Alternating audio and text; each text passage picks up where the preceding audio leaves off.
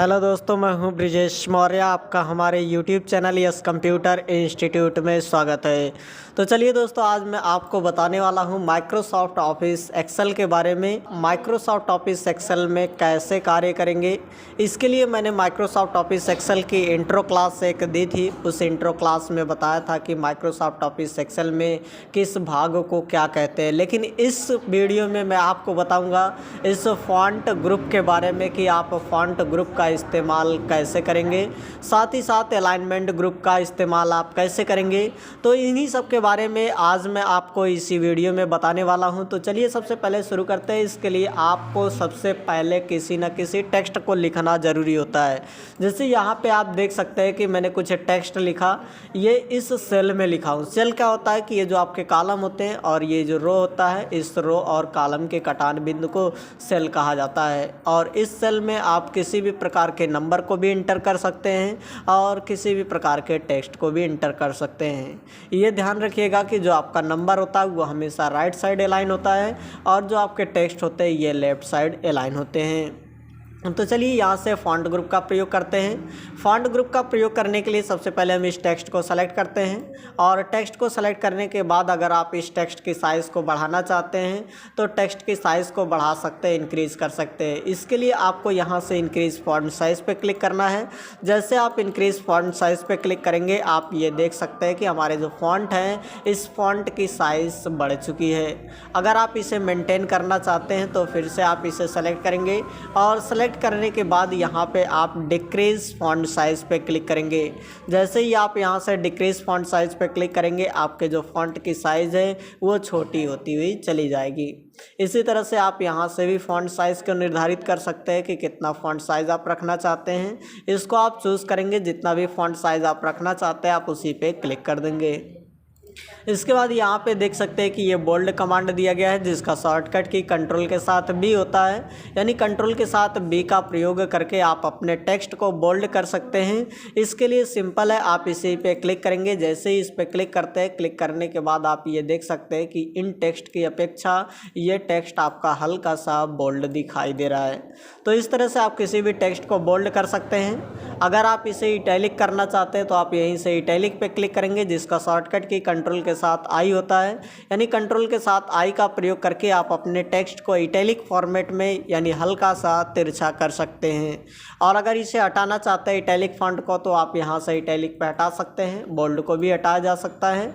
इसी तरह से अगर आप मान लीजिए इस टेक्स्ट के बैकग्राउंड में कोई कलर देना चाहते हैं, तो टेक्स्ट के बैकग्राउंड में कलर देने के लिए आपको सबसे पहले इस टेक्स्ट को सेलेक्ट करना होगा जिस टेक्स्ट के बैकग्राउंड में आप कलर देना चाहते हैं।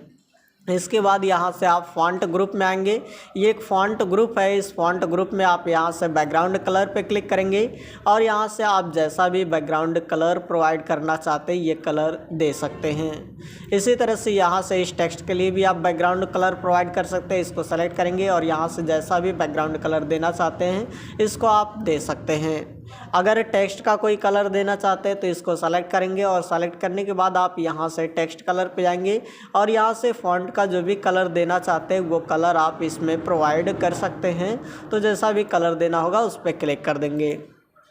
अगर आप चाहते हैं कि यहाँ पे हम बॉर्डर लगाते हैं तो इसके लिए आपको सेलेक्ट करना पड़ेगा और सेलेक्ट करने के बाद यहाँ से आप बॉर्डर पे क्लिक करेंगे और बॉर्डर पे क्लिक करने के बाद अगर आप अपने टेक्स्ट में नीचे बॉर्डर लगाना चाहते हैं तो यहाँ से बॉटम बॉर्डर चूज़ करेंगे, जिससे आपके टेक्स्ट के नीचे यहाँ पे एक बॉर्डर लग जाएगा। इसी तरह से आपको इसे सेलेक्ट करना है। अगर आप अपने टेक्स्ट में टॉप में बॉर्डर लगाना चाहते हैं यानी टेक्स्ट के ऊपर बॉर्डर, तो यहाँ से टॉप बॉर्डर चूज़ करेंगे। अगर आप अपने टेक्स्ट में लेफ़्ट साइड बॉर्डर लगाना चाहते हैं तो लेफ़्ट बॉर्डर चूज़ करेंगे। अगर आप अपने टेक्स्ट में राइट साइड बॉर्डर चाहते हैं तो आप यहाँ से राइट बॉर्डर का प्रयोग कर सकते हैं। अगर किसी भी प्रकार का आपको बॉर्डर नहीं चाहिए तो आप यहाँ से नो बॉर्डर पर क्लिक करेंगे, जिससे आपके टेक्स्ट में किसी भी प्रकार के बॉर्डर नहीं दिखाई देंगे। इसी तरह से आपको सेलेक्ट करना है और बॉर्डर पे जाएंगे। यहाँ से आप ऑल बॉर्डर का प्रयोग करके आप अपने टेक्स्ट में पूरा बॉर्डर का इस्तेमाल कर सकते हैं। इसके बाद यहाँ से आपको टेक्स्ट को सेलेक्ट करना है। टेक्स्ट को सेलेक्ट करने के बाद अगर आप चाहते हैं वनली आउटसाइड बॉर्डर में दिखाई दे तो सबसे पहले आपको इस टेक्स्ट को सेलेक्ट करना होगा और टेक्स्ट को सेलेक्ट करने के बाद यहाँ से आप नो बॉर्डर पे क्लिक करेंगे। जैसे ही नो बॉर्डर पे क्लिक करते यहाँ पे आपके टेक्स्ट में किसी भी प्रकार का बॉर्डर नहीं लगता है। अगर आप किनारे किनारे पे बॉर्डर लगाना चाहते हैं तो इसको सेलेक्ट करेंगे और सेलेक्ट करने के बाद यहाँ पे आप आउटसाइड बॉर्डर दे सकते हैं। इसी तरह से थिक बॉक्स बॉर्डर भी दिया जा सकता है। यहाँ पे बॉटम में आप डबल बॉर्डर लगा सकते हैं। इसी तरह से नीचे आप थिक बॉक्स बॉर्डर लगा सकते हैं। टॉप एंड बॉटम में बॉर्डर लगाया जा सकता है। जितना आप सेलेक्ट करेंगे उसी सिलेक्शन के ऊपर और नीचे भी बॉर्डर लगा सकते हैं। यहाँ से टॉप में लगा सकते हैं और नीचे भी मोटा हल्का सा बॉर्डर लगा सकते हैं। इसी तरह से ऊपर सिंगल बॉर्डर और नीचे डबल बॉर्डर का भी प्रयोग किया जा सकता है। इसके लिए आप सिंपल इसी पे क्लिक करेंगे। जैसे ही क्लिक करेंगे आप यहाँ पे देख सकते हैं कि ये नीचे डबल बॉर्डर लगा हुआ है और इसके ऊपर भी बॉर्डर लगा हुआ है। इस तरह से आपको इसे सेलेक्ट करना है, लेकिन ये सभी कार्य आपके सेलेक्ट करने के बाद ही होते हैं। सेलेक्ट करने के बाद ही आप इन बॉर्डर को लगा सकते हैं। अगर आपको बॉर्डर नहीं लगाना होगा तो आप यहाँ से नो बॉर्डर का प्रयोग करेंगे। इसके बाद यहाँ पे देख सकते हैं एक ऑप्शन दिया गया है ड्रॉ बॉर्डर। इस ड्रॉ बॉर्डर से क्या कर सकते हैं कि आप अपने टेक्स्ट में आप अपनी मन चाहे स्थिति के अनुसार बॉर्डर को ड्रा कर सकते हैं। जैसा आपका मन चाहेगा उस तरह से आप इसको ड्रा कर सकते हैं। इसी तरह से फिर ड्रॉ बॉर्डर पे जाएंगे। यहाँ पे ड्रॉ बॉर्डर ग्रिड होता है, यानी ग्रिड लाइंस के साथ आप बॉर्डर को ड्रा कर सकते हैं। इसके लिए आप इस पर क्लिक करेंगे और क्लिक करने के बाद जैसे ही आप यहाँ से बॉर्डर को ड्रा करते हैं ये देख सकते हैं कि ये पूरा ग्रिड लाइंस के साथ हमारा बॉर्डर ड्रा हो रहा है। इसी तरह से फिर से आप बॉर्डर पे जाएंगे। यहाँ से इरेज बॉर्डर का ऑप्शन है। आप इरेज बॉर्डर का प्रयोग करके अपने बॉर्डर को इस तरह से मिटा सकते हैं। जो आपके द्वारा लगाया गया बॉर्डर होगा वो पूरी तरह से मिट जाएगा। यहाँ पे लाइन कलर है। आप अपने बॉर्डर के लिए कौन सा कलर प्रोवाइड करना चाहते हैं वो कलर चूज़ कर लेंगे जिसमें आप बॉर्डर लगाना चाहते हैं। जैसे यहाँ पे देख सकते हैं कि मैं ये बॉर्डर दे रहा हूँ तो यहाँ पे इस कलर में ये बॉर्डर आ रहा है। इसी तरह से आप यहाँ से लाइन कलर देने के बाद लाइन की स्टाइल भी दे सकते हैं। जैसे जो आप बॉर्डर खींच रहे हैं वो किस स्टाइल में आप लगाना चाहते हैं, यहाँ से बॉर्डर की स्टाइल चूज़ करेंगे। इसके बाद आप बॉर्डर को उसी स्टाइल में खींच सकते हैं। अब चलिए मैं आपको यहाँ से अलाइनमेंट टैब के बारे में बता देता हूँ। इससे पहले आप ये जान लीजिए कि यहाँ से आप फॉन्ट नेम को भी चेंज कर सकते हैं। जैसा आप लिखना चाहते हैं यहाँ से आप उस फॉन्ट को चूज़ कर सकते हैं, जिससे आपके जो फॉन्ट की लिखावट है वो पूरी तरह से बदल जाएगी।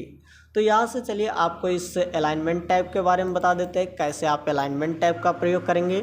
अलाइनमेंट टैब का प्रयोग करने के लिए जैसा कि आप यहाँ पे देख सकते हैं कि मैं ये कुछ टेक्स्ट लिखा हूँ और इनको बॉर्डर के ज़रिए मैं कवर कर देता हूँ ताकि आपको पता चले कि ये टेक्स्ट कैसे लिखे गए हैं। तो इसके लिए मैं ऑल बॉर्डर का प्रयोग कर ले रहा हूँ। इसमें आप देख सकते हैं कि जो 5 जो हमारे रोल नंबर लिखे गए हैं ये 5 रोल नंबर नीचे है। अगर हम इसे ऊपर लेके जाना चाहते हैं तो यहाँ से आप मिडिल का प्रयोग कर सकते हैं, अलाइन मिडिल कर सकते हैं। इसी तरह से अलाइन टॉप भी किया जा सकता है। इसे आप चाहे तो लेफ्ट अलाइन भी कर सकते हैं, सेंटर भी कर सकते हैं और राइट भी कर सकते हैं, यानी जहाँ भी आप चाहे इसका अलाइनमेंट सेट किया जा सकता है। अगर आप इस टेक्स्ट को इंक्रीज़ करना चाहते हैं तो आप यहाँ से इंक्रीज़ इंडेंट का प्रयोग करेंगे, जिससे आपके जो टेक्स्ट होंगे वो इंक्रीज़ होते रहेंगे। इसी तरह से आप इस पे यहाँ से डिक्रीज़ इंडेंट का प्रयोग करेंगे, जिससे आपका जो टेक्स्ट होगा वो डिक्रीज़ पुनः उसी स्थिति में आएगा। अगर आप किसी भी टेक्स्ट को सेलेक्ट करते हैं और सेलेक्ट करने के बाद इसे अगर रोटेशन देना चाहते हैं, रोटेट करना चाहते हैं, तो आप यहाँ से ओरिएंटेशन का प्रयोग करेंगे। इसे यहाँ से एंगल काउंटर क्लॉकवाइज के द्वारा भी रोटेट कर सकते हैं।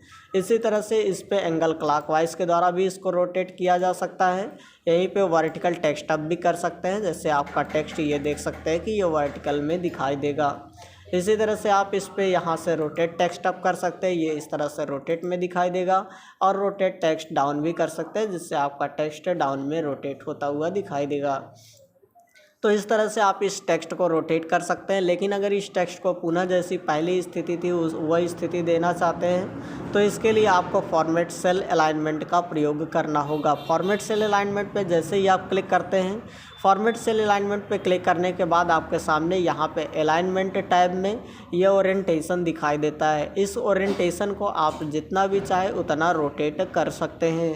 तो अगर आपको 0 डिग्री पे रोटेट करना होगा तो आप यहाँ से इस पर क्लिक करेंगे 0 डिग्री पे। इसके बाद यहाँ से आप ओके पे क्लिक करेंगे। जैसे ही आप ओके पे क्लिक करेंगे आप ये देख सकते हैं कि आपका ये टेक्स्ट जो है ये पूरी तरह से सीधा रोटेट हो चुका है।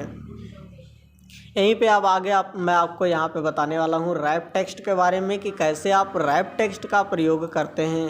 रैप टेक्स्ट का प्रयोग करने के लिए जैसे यहाँ पे मान लीजिए कि हम कोई भी शब्द लिखते हैं, जैसे फॉर एग्ज़ाम्पल मैंने लिख दिया माइक्रोसॉफ्ट एक्सेल, और माइक्रोसॉफ्ट एक्सेल लिखने के बाद आप यहाँ पे देख सकते हैं कि ये माइक्रोसॉफ्ट एक्सेल हमारे दूसरे सेल में भी आ चुका है। यानी इसमें अगर हम कोई गिनती लिखते हैं तो ये एक्सेल का जो अधूरा भाग है वो पूरी तरह से छुप जा रहा है, यानी EL जो है वो छुप गया।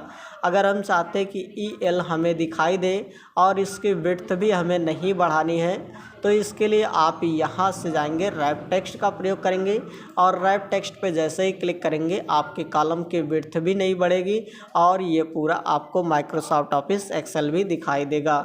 इससे आपके देख सकते हैं कि इस टेबल पे कोई भी प्रभाव नहीं पड़ा।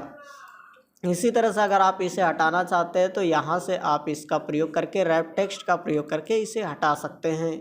अब आइए मैं आपको यहाँ से मर्ज एंड सेंटर के बारे में बता देता हूँ, कैसे आप मर्ज एंड सेंटर का प्रयोग करते हैं। अगर आप मर्ज एंड सेंटर करने का मतलब ये होता है कि किन्हीं 2-3 सेल को अगर आप एक सेल बनाना चाहते हैं तो इन सभी सेलों को आपको सेलेक्ट करना पड़ता है, और सेलेक्ट करने के बाद आप यहाँ से मर्ज एंड सेंटर पे क्लिक कर देते हैं। जैसे ही आप मर्ज एंड सेंटर पे क्लिक करेंगे आपके ये सभी सेल मर्ज हो गए, यानी मिल गए, एक हो गए, और इसमें जो कुछ भी आप लिखेंगे ये लिखने के बाद आपके टेक्स्ट जो हैं ये पूरी तरह से सेंटर में आपको दिखाई देंगे। तो ये मर्ज एंड सेंटर होता है। मर्ज का मतलब पूरे सेल को मिला दिया गया और सेंटर का मतलब इसे बीच में रखा गया। इसी तरह से आप यहाँ से मर्ज एंड सेंटर पे जा कर के और भी विकल्प का प्रयोग कर सकते हैं, जैसे मर्ज एंड सेंटर कर सकते हैं, पूरा तरह से मर्ज करके बीच में करेगा।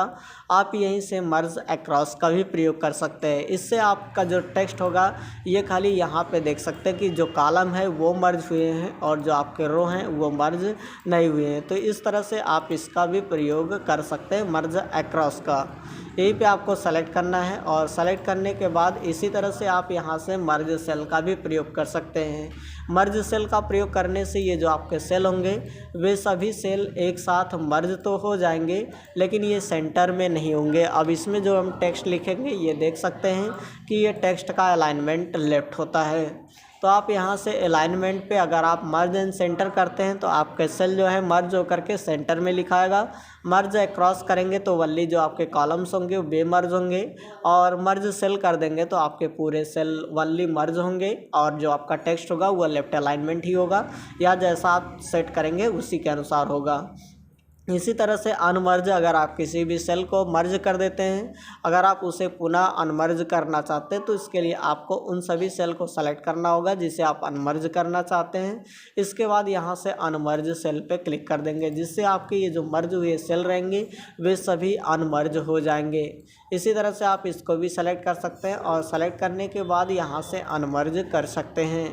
अगर आप एक्सेल की इसी तरह से और भी वीडियो चाहते हैं तो आप हमारे चैनल को ज़रूर सब्सक्राइब करें, साथ ही साथ बेल आइकन को भी प्रेस करें ताकि आने वाली वीडियो की नोटिफिकेशन आपको मिलती रहे।